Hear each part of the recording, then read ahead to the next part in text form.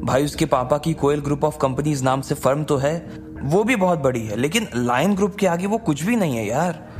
और मैंने तो ये भी सुना है कि लायन ग्रुप और कोयल ग्रुप के बीच कुछ प्रोजेक्ट्स पर पार्टनरशिप चल रही थी। लायन ग्रुप ने कोयल ग्रुप को कुछ काम दिलवाया हुआ था, लेकिन अब इस झगड़े के बाद वहां से कोयल के पिता के पास एक लेटर आया है और अब वो कह रहे हैं कि उनकी सारी पार्टनरशिप वो खत्म कर रहे हैं और ये भी कहा है कि आगे से वो कोई काम नहीं करेंगे। अमित ने डरते हुए अपनी जेब से फोन निकाला और स्क्रीन पर देखने लगा। वो फोन रोशनी का था। वो समझ गया कि जरूर कोई बात थी। उसने अपने दोस्तों को देखा और फिर रोशनी का फोन उठा लिया। हाँ बेबी, ठीक है, मैं अभी आ रहा हूँ। क्या हो गया भाई? यार कोयल को उसके पिता का भी थोड़ी देर पहले फोन आया था। वो कह रहे थे कि भले ही गलती मोहित ने की थी, लेकिन फिर भी कोयल को उसके सामने झुकना पड़ेगा। मैं पहले से ही मोहित के बाप क्रांति रायजादा को जानता हूँ। जो भी उससे उलझने की कोशिश करता है ना, वो उससे इतनी आसानी से नहीं छोड़ता है। उसके ऊपर ना जाने कितने सारे मर्डर के चार्जेस लगे हुए हैं, पर फिर भी वो आराम से बाहर घूम रहा है। सोचो, अगर मुझे पता होता ना कि वो क्रांति रायजादा का बेटा है मोहित, तो हम पूरे मामले को अलग तरह से डील कर सकते थे। अच्छा, कोयल अगर मना कर दे तो? वो मना नहीं कर सकती है भाई। अगर उसने मना कर दिया ना, तो उसके पापा की कंपनी रातों रात बिक जाएगी और उसका पूरा परिवार सड़क पर आ जाएगा भाई। सोच। लकी ने देखा कि दिशा, मानसी और रोशनी कोयल को उसके पलंग पर घेर कर बैठे हुए थे। कोयल अपने घुटनों को मोड़कर सहमी सी पलंग के कोने पर अपनी पीठ टिकाए बैठी हुई थी। कैसी है कोयल अब? अमित ने अंदर दाखिल होते ही रोशनी से पूछा। रोशनी ने अमित को खींचा और बाकी सब लोग भी उन दोनों के साथ दरवाजे के पास चले गए। कोयल के पिता ने कोयल की गलती न होने के बाद भी उससे बहुत डांट और खूब सुनाया है। वो पिछले 3 घंटे से बैठकर रो रही है। यार मुझे लगता है कि यार उसके पिताजी भी किसी मजबूरी में फंस गए हैं। कंपनी उनकी अकेली की नहीं है, बल्कि उसके 7-8 पार्टनर्स हैं और वो सब उसके बाप को धमकी दे रहे हैं कि अगर उसके पापा ने कोयल को नहीं भेजा तो वो उन्हें और उनकी बेटी को जान से मार देंगे। उनके पापा ने मुझे भी फोन किया था और बोले कि तुम कोयल का ध्यान रखना। और इस दौरान यार वो कोई ना कोई रास्ता निकालने की कोशिश कर रहे हैं ताकि कोयल को इन सब चीजों से बाहर निकाल सके वो। इसके बाद वो लोग आकर कोयल के पास बैठ गए थे। कोयल देखो, रोने से कुछ नहीं होगा। अब हम लोग आ गए हैं ना, तो सब मिलकर कोई ना कोई रास्ता जरूर निकाल देंगे। अभी 100 नंबर पर फोन लगाओ, बुलाओ पुलिस को, अभी के अभी।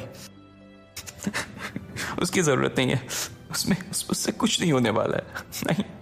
कोयल ने रोते हुए अपने घुटनों में गढ़ा चेहरा ऊपर उठाते हुए कहा। लकी ने देखा कि रोने की वजह से उसकी आंखें लाल पड़ गई थी। अगर किसी को फोन करना है तो किसी ऐसे आदमी को करो जो मोहित और उसके बाप से भी बड़ा आदमी हो। वही हमारे बीच में बोलकर हमारी मदद कर सकता है। मैं अभी अपने पिता से पूछता हूँ कि वो किसी ऐसे आदमी को जानते हैं या नहीं जानते। अमित ने कहा और अपना फोन निकालकर अपने पिता को फोन करने के लिए बाहर चला गया। मैं भी पूछती हूँ, रोशनी ने कहा। चिंता मत करो, तुम्हारी और तुम्हारी फैमिली की प्रॉब्लम जल्द ही सॉल्व हो जाएगी।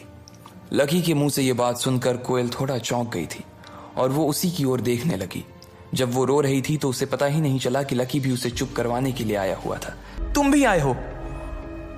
कोयल, लकी भी तुम्हारी मदद करने के लिए यहाँ आया है यार। वो भी वही सोच रहा है जो हम सब सोच रहे हैं। उसे भी तुम्हारी उतनी ही चिंता है जितनी की हमें है।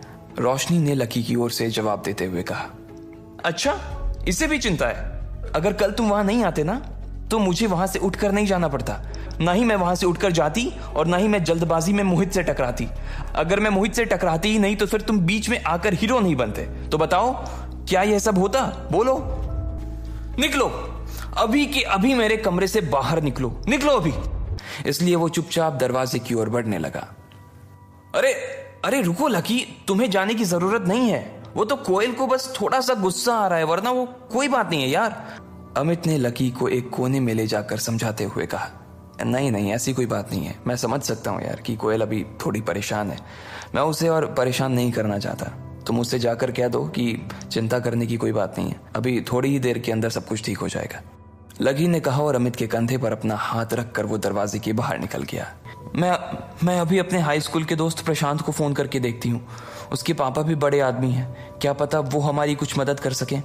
इधर लकी जब रोशनी की होटल से बाहर आया तो उसने अपना फोन निकाला और एक नंबर याद करने लगा और उसने अपने फोन में उसे डायल किया। 2-3 बार घंटी बजी और उधर किसी ने फोन उठा लिया था। अच्छा, तो आज घर के सबसे बड़े बेटे को इस बूढ़े की याद अभी आई है।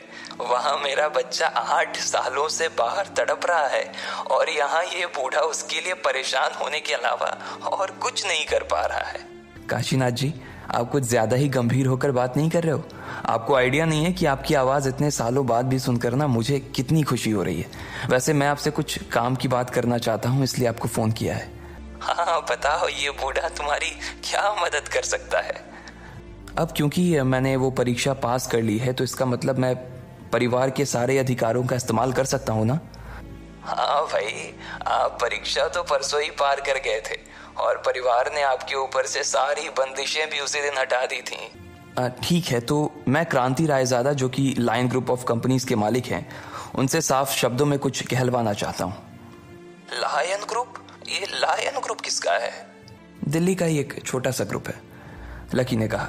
वो जानता था अग्रवाल एंड अग्रवाल नाम का उनका ग्रुप पूरे देश में फैला हुआ था। ओ अच्छा, दिल्ली की कंपनी है। हाँ तो हो जाएगा, मैं अभी रुस्तम डांगी को फोन कर देता हूँ। नॉर्थ का सारा काम वही तो देखता है। वैसे आप उस क्रांति रायजादा से कहलवाना क्या चाहते हो? उनसे ये कहना है कि कोयल ग्रुप के अगेंस्ट वो जो भी एक्शन लेने का सोच रहे हैं उसे वो अभी के अभी रद्द कर दें। ठीक है, समझ गया, आप चिंता मत कीजिए, अभी आधे घंटे में आपका काम हो जाएगा। उधर कोयल ने अपना फोन काट दिया था। उसने अपने जिस दोस्त को फोन किया था उसके पिता दिल्ली के किसी बड़े से आदमी से मिलकर उसका काम करवाने वाले थे। अब देखना यह था कि आखिर कौन मोहित को कोयल से दूर करवाने वाला था। क्या ये श्रेय उसका दोस्त प्रशांत को जाता या फिर लकी इस खेल में बाजी मारता? क्या कोयल को कभी पता चलता कि लकी आखिर कौन था? आपको क्या लगता है